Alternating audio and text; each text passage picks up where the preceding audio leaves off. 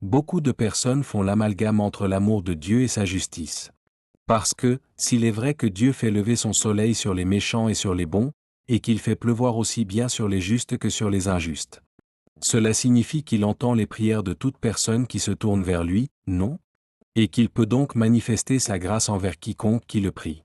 Mais, dites-moi, est-ce que cela signifie que tous ceux qui sont musulmans, hindous, bouddhistes ou qui suivent une autre religion iront tous dans le royaume de Dieu? Pas du tout, car si quelqu'un n'a pas placé sa confiance dans celui que le Père a envoyé, qui est Jésus-Christ, dans ce cas, il faudra qu'il passe par le jugement dernier. Car aucune religion peut offrir le salut. Alors que ceux qui auront cru en Jésus, le Christ, le Fils de Dieu, qui a été envoyé par son Père et qui est venu dans un corps semblable à celui que nous avons, et qui est mort sur la croix, tous ceux-là seront justifiés grâce à leur foi.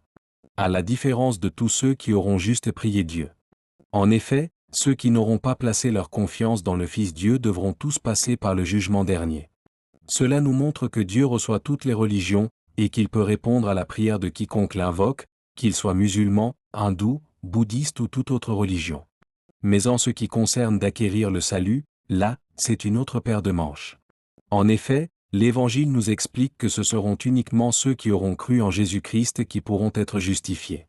Et donc cela signifie que tous ceux qui n'auront pas cru dans le Fils de Dieu devront passer par le jugement.